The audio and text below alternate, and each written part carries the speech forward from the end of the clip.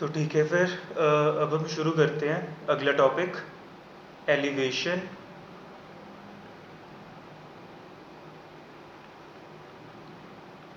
In boiling point. Elevation in boiling point, इसका क्या मतलब है? अगर हम बिल्कुल सिंपल देखें कि हमें पता है जो वाटर है वो कितने टेम्परेचर पे बॉईल करेगा, 100 डिग्री सेल्सियस, राइट। लेकिन अगर मैं वाटर के अंदर कुछ गड़बड़ कर दूँ, गड़बड़ मतलब कुछ ऐड कर दिया, कुछ ऐसा कुछ कर दिया, अब जो क्या हो रहा है, वो जब चीज़ मैंने ऐड की, अब वो क्या कर रही है, वो 125 डिग्री सेल्सियस में जाके बॉईल हो रही है। तो मैंने क्या किया, वाटर के बॉइलिंग पॉइंट को क्या कर दिया, एलिवेट कर दिया, बढ़ा दिया। इसे हम क्या बोल देते हैं, एलिवेशन इन बॉइलिंग पॉइंट। ठीक है। अब बॉइलिंग पॉइंट का मतलब क्या होता है, सबसे पहले ये सीखते हैं एलिवेशन इन बॉइलिंग पॉइंट का मतलब क्या है। उससे पहले हमें पता होना चाहिए बॉइलिंग पॉइंट क्या होता है। कोई डाउट? ठीक है। तो देखो, बॉइलिंग पॉइंट क्या चीज़ होती है, बॉइलिंग पॉइंट होता है वो temperature, boiling point is that temperature of the solution जहाँ पे सॉल्यूशन का जो वेपर प्रेशर है, सॉल्यूशन का vapour pressure is equal to atmospheric pressure. Boiling point is that temperature at which the vapor pressure of solution equals to the atmospheric pressure। atmospheric pressure क्या होता है? atmospheric pressure एक constant pressure है जो धरती के ऊपर लगता रहता है रोज। एक ऐसा constant pressure जो धरती के ऊपर लगा होता है उसे हम बोल देते हैं 1 atm। धरती के ऊपर 1 एटमॉस्फेरिक प्रेशर हर टाइम लग रहा होता है। किसकी वजह से?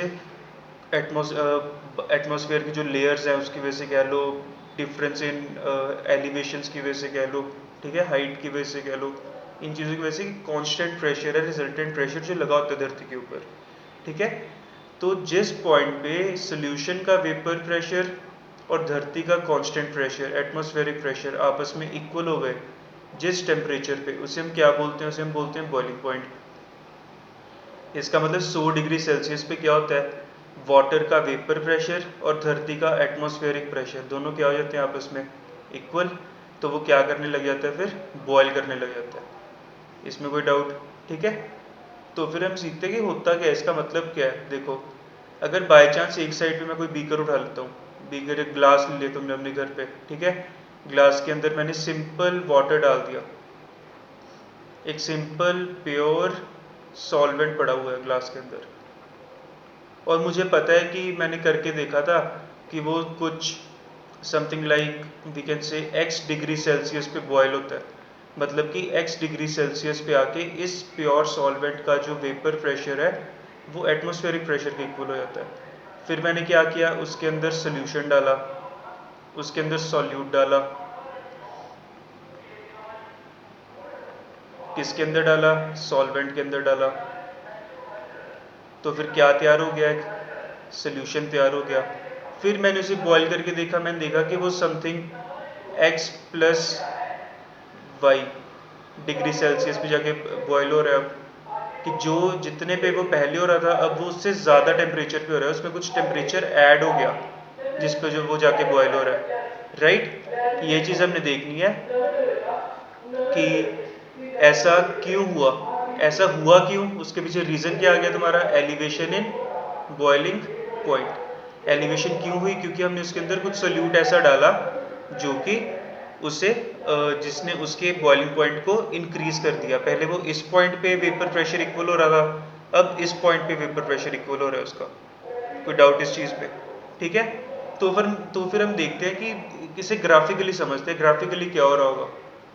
ठीक है, समझ लो। थोड़ी लाइन टेढ़ी बन गई, एक सेकेंड।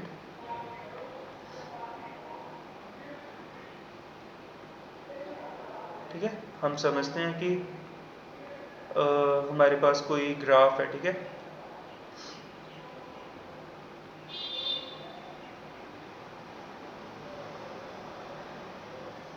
ग्राफ देखते हैं, अब ग्राफ क्या है यहाँ पे, मुझे पता है यहाँ पे मेरा क्या दिखा रहा है, वो यहाँ पे दिखा रहा है प्रेशर, और मान लेते हो यहाँ पे आके अर्थ का 1 atm प्रेशर आ गया, 1 एटमोस्फेरिक प्रेशर, ठीक है।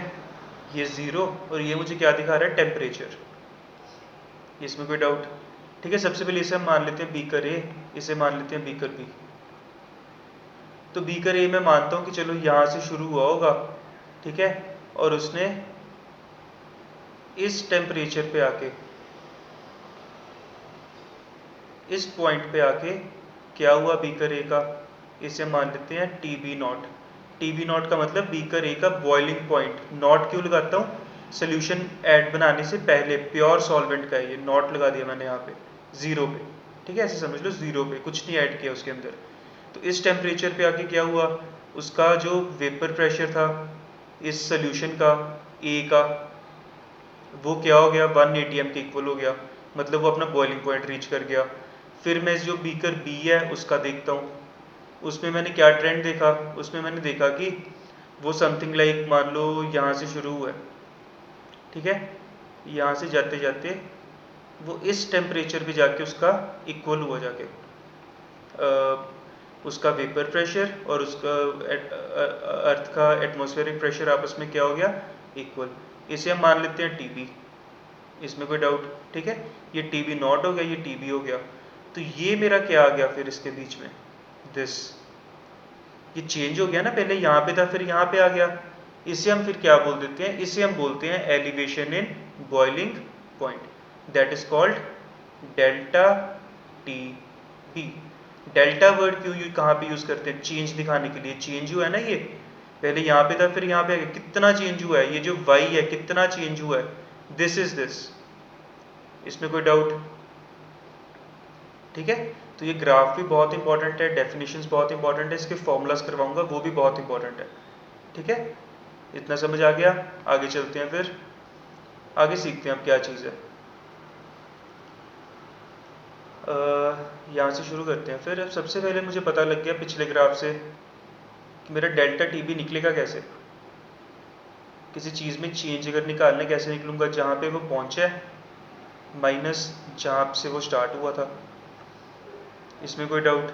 जहाँ पे वो पहुँच गया माइनस जहाँ पे वो स्टार्ट हुआ था। फॉर एग्जांपल पहले कोई चीज़ 5 थी फिर 8 हो गई, तो डिफरेंस कैसे निकालूंगा, 8 में से 5 को क्या कर दूंगा, माइनस कर दूंगा, तो 5 6 7 8, 3 इंक्रीज आया 5 के अंदर, तब वो 8 पहुंचा। इजी क्वेश्चन, इसमें कोई डाउट? ठीक है, तो इसमें मैं क्या देखता हूँ, मैंने जब सोल्यूट ऐड किया, सोल्यूट को मैंने क्या किया, प्योर सॉल्वेंट के अंदर ऐड किया, उसने क्या कर दिया, उस सॉल्वेंट का जो बॉइलिंग पॉइंट है उसे क्या कर दिया, चेंज कर दिया। तो इससे मुझे क्या पता लग गया, इससे मुझे पता लग गया जो मेरा डेल्टा टीबी था, जो बॉइलिंग पॉइंट में चेंज आया, वो क्या हुआ, डायरेक्टली प्रोपोर्शनल हो गया किसके, सोल्यूट के, और कितना सोल्यूट ऐड किया मैंने।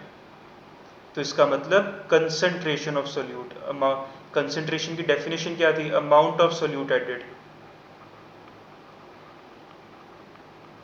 तो ये जो ब्रैकेट्स हम किसके लिए यूज़ करते हैं, ये हम यूज़ करते हैं कंसंट्रेशन के लिए, जब भी हमने कंसंट्रेशन दिखानी है।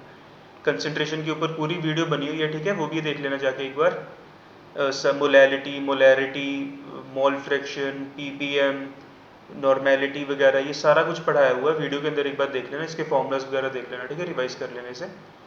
तो इसका मतलब मुझे क्या यहाँ से वैल्यू मिल गई, delta T B is directly proportional to concentration. इस चीज़ में कोई डाउट? मतलब कि delta T B is directly proportional to molality, delta T B is directly proportional to molality, इसमें कोई डाउट? मोलैलिटी के लिए हम क्या यूज़ करते थे, स्मॉल एम करते थे। अब अगर मैंने प्रोपोर्शनैलिटी का साइन ख़त्म करना है तो क्या इंट्रोड्यूस करूँगा, इक्वल टू के साथ एक कांस्टेंट। इस केस में हम कांस्टेंट क्या यूज़ कर रहे हैं, K B, constant of boiling point, K B into molality. तो ये मेरा यहाँ पे एक फॉर्मूला बन गया, बहुत ज़्यादा इंपॉर्टेंट फॉर्मूला है ये, ठीक है, इससे सबसे पहले नोट कर लो अपनी कॉपीज़ के अंदर। और के बी क्या होता है, K B, K B is your molal elevation constant. Molality है ना, मोलल एलिवेशन कांस्टेंट, ठीक है, के बी को क्या बोलते हैं, और के बी की वैल्यू गिवन होती है मोस्टली क्वेश्चंस के अंदर। के बी की वैल्यू आपको ईजिली दी होगी क्वेश्चन के अंदर, सो उसमें कोई प्रॉब्लम नहीं आएगी। ठीक है, और मुझे पता है मोलैरिटी का फॉर्मूला क्या होता था, given weight of solute upon molar mass of solute.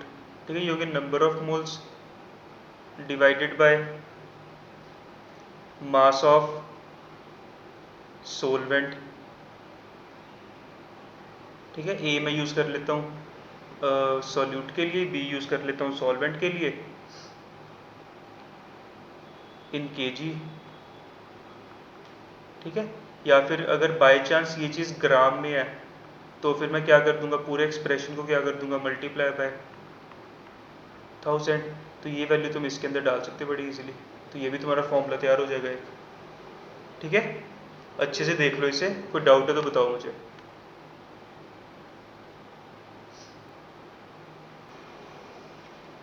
ठीक है, देख लिया अच्छे से, फिर आगे चलते हैं। अब हम सीखेंगे इसका उल्टा।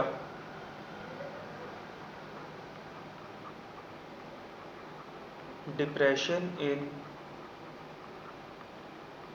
Freezing point. Depression in freezing point, depression का मतलब कम होना, और एलिवेशन का मतलब ज़्यादा होना। तो इससे मुझे क्या पता लगा, अब क्या होगा, मान लो जो वाटर है 0 डिग्री सेल्सियस पे होता है फ्रीज, तो अब क्या होगा, मैं उसके अंदर कुछ गड़बड़ कर दूंगा तो वो -5 डिग्री सेल्सियस पे होगा, ऐसे करके उसका फ्रीजिंग पॉइंट और लो हो जाएगा। ठीक है,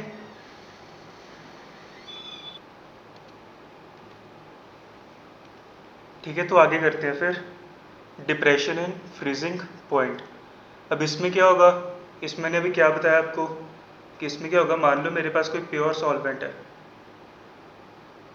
ठीक है, मेरे पास फिर से हम क्या एग्जांपल ले लेते हैं, वही प्योर सॉल्वेंट है कोई।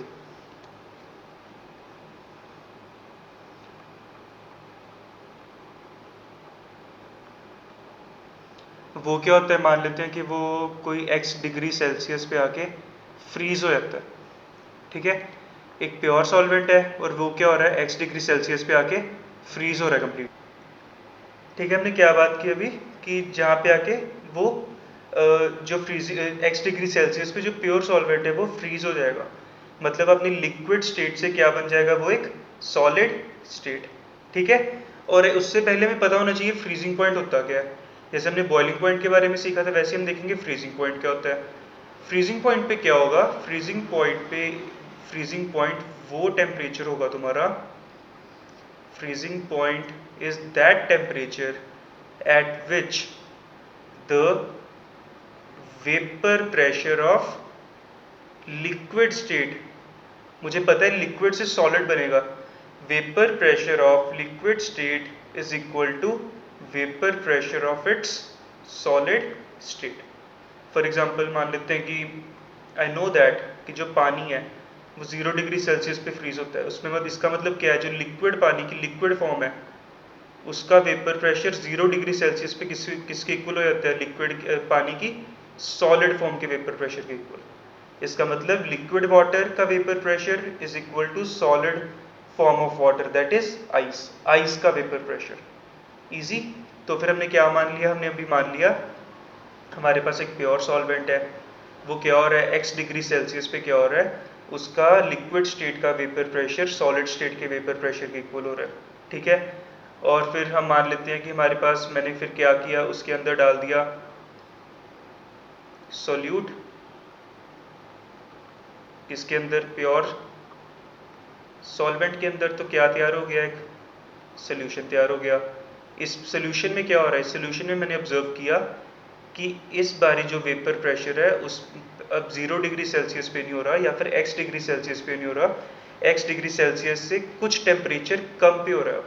तो हमने x डिग्री से क्या कर दिया, कुछ टेम्परेचर माइनस कर दिया, तो इस टेम्परेचर पे जाके ये हो रहा है फ्रीज, इस टेम्परेचर पे। ठीक है, और हम मान लेते हैं कि हमारे पास एक साइड पे लिख लेते हैं, हमारे पास एक सॉलिड स्टेट पड़ी हुई है इसी लिक्विड की, इस लिक्विड की क्या पड़ी हुई है हमारे पास, सॉलिड स्टेट। ठीक है, उसका मान लेते हैं कि कुछ होगा z डिग्री सेल्सियस, कि z डिग्री सेल्सियस पे उसका vapour pressure z degree Celsius पे उसका वेपर प्रेशर क्या बनता है, वो सॉलिड होता है। ठीक है, सॉरी डिग्री सेल्सियस नहीं बोलना चाहिए मुझे, क्या बोलना चाहिए कि किसी किसी z एटमॉस्फेरिक प्रेशर पे उसका वेपर प्रेशर है सॉलिड का, क्योंकि हमने इक्वल करने हैं ना आपस में, तो इसका मुझे सिर्फ वेपर प्रेशर भी पता होना चाहिए। ठीक है, यहाँ पे लिख देता हूँ अच्छे से। देखो तो हमने क्या मान लिया, एक सॉलिड स्टेट है हमारे पास। तो सबसे पहले ए बीकर है जिसके अंदर प्योर सॉल्वेंट है, वो x डिग्री सेल्सियस पे फ्रीज हो रहा है। एक बी बीकर है जिसके अंदर मैंने सोल्यूशन तैयार किया, वो x minus Y degree Celsius पे फ्रीज हो रहा है। और मैंने साइड पे एक ले लिया बीकर सी जिसके अंदर सिर्फ और सिर्फ इसका सॉलिड स्टेट पड़ा हुआ है, और उसका मैं मान लेता हूँ कि z एटमॉस्फेरिक प्रेशर उसका क्या है, वेपर प्रेशर, कि z is it's vapour pressure. ठीक है, तो इससे इसे अगर मैं समझूं ध्यान से, ठीक है, दिख रहा है ना आपको, हाँ मेरा कैमरा तो नहीं आ रहा ना, ठीक है। तो फिर देखते हैं इसे, हम समझते हैं अच्छे से। तो अगर मैं इसे थोड़ा सा ऊपर चलते हैं, चलो मतलब किसी ऊपर करते हैं, थोड़ा सेट करते हैं इसे और ग्राफ देखेंगे फिर इसका। ठीक है, चलो अब देखते हैं, ग्राफ बनाते हैं फिर से।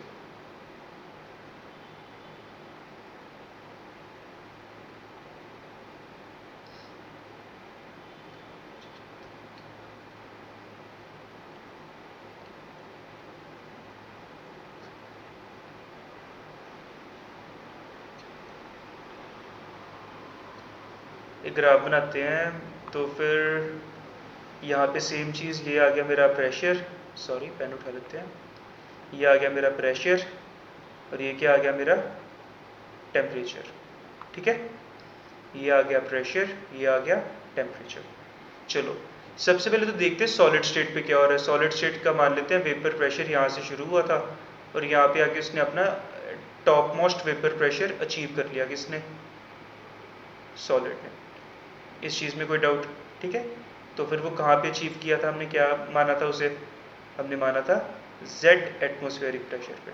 तो ये मेरा सारा का सारा पॉइंट क्या हो गया, z हो गया। तो फिर जो मेरे बीकर से उन्होंने कहाँ पे पहुँचना है, यहाँ पे पहुँचना है उन्होंने।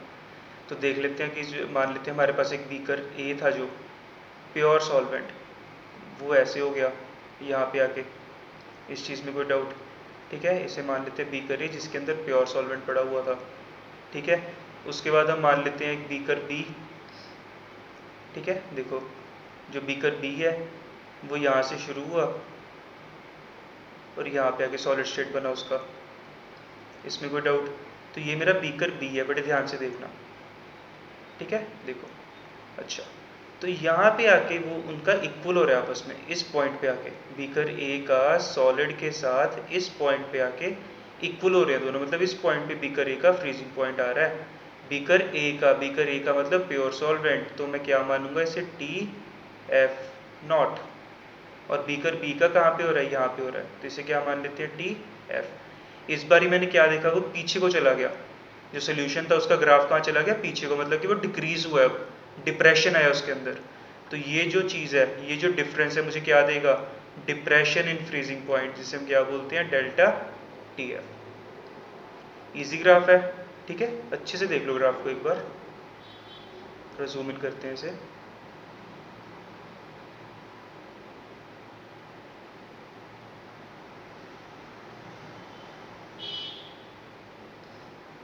ठीक है, अच्छे से देख लो ग्राफ को।